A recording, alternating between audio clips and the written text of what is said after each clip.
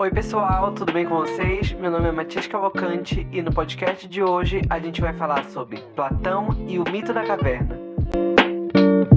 O mito da caverna. Imaginemos uma caverna separada do mundo externo por um alto muro, cuja entrada permite a passagem da luz exterior. Desde o seu nascimento, geração após geração, seres humanos ali vivem acorrentados, sem poder mover a cabeça para a entrada, nem locomover-se, forçados a olhar apenas a parede do fundo, e sem nunca terem visto o mundo exterior nem a luz do sol. Acima do muro, uma réstea de luz exterior ilumina o espaço habilitado.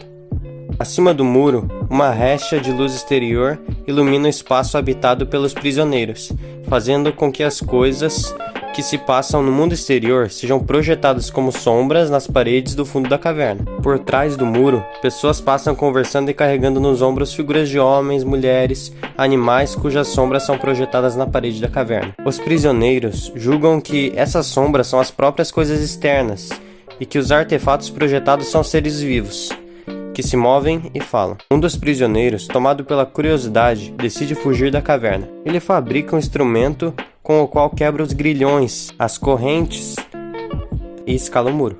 Sai da caverna e no primeiro instante fica totalmente cego pela luminosidade do sol, com a qual seus olhos não estão acostumados.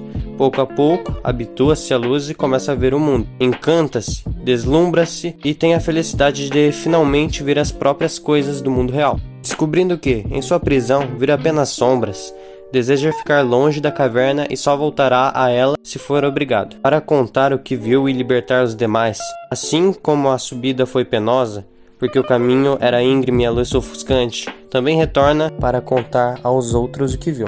Assim como a subida foi penosa, porque o caminho era íngreme e a luz ofuscante, também o retorno será penoso, pois será preciso habituar-se novamente às trevas, o que é muito mais difícil do que se habituar-se à luz.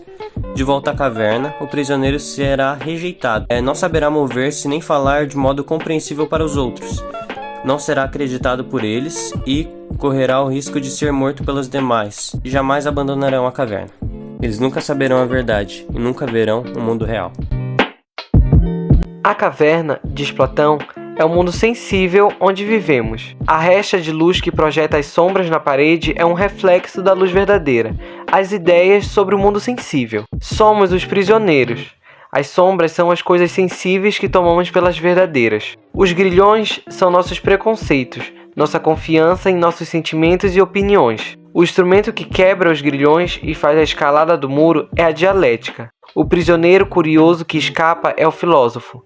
A luz que ele vê é a luz plena do ser, isto é, o bem, que ilumina o mundo inteligível como o sol ilumina o mundo sensível. O retorno à caverna é o diálogo filosófico. Os anos despedidos na criação do instrumento para sair da caverna são o esforço da alma, descrito na carta 7ª, para produzir a faísca do conhecimento verdadeiro pela fricção dos modos de conhecimento. Conhecer é um ato de libertação e iluminação. O mito da caverna apresenta a dialética como um movimento ascendente de libertação do nosso olhar que nos libera da cegueira para vermos a luz das ideias. O de ascensão, a dialética ascendente que vai da imagem à crença ou opinião, desta para a matemática e desta para a instituição intelectual e a ciência, e o de descensão, a dialética descendente que consiste em praticar com outros o trabalho para subir até a essência e a ideias. Aquele que contemplou as ideias do mundo inteligível, desde os que ainda não a contemplaram, para ensinar-lhes o caminho. Por isso, desde Mênon, Platão dissera que não é possível ensinar o que são as coisas, mas apenas ensinar a procurá-las. Os olhos foram feitos para ver, a alma para conhecer. A dialética é a técnica liberadora dos olhos do espírito. A ascensão é difícil, dolorosa, quase insuportável. O retorno à caverna, uma imposição terrível à alma libertada, agora forçada a abandonar a luz e a felicidade. A dialética, como toda técnica, é uma atividade exercida contra um esforço para concretizar o seu fim, forçando um ser a realizar sua própria natureza. No mito, a dialética faz a alma ver a sua própria essência. O mito possui ainda um outro sentido, pela qual compreendemos por que Platão é o inventor da razão ocidental. De fato, na origem, a palavra aletheia é uma palavra negativa, significando o não esquecido, ou não escondido.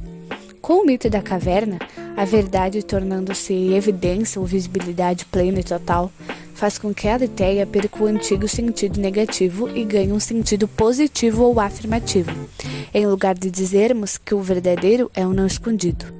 Platão nos leva a dizer que a verdade é o plenamente visível para o espírito.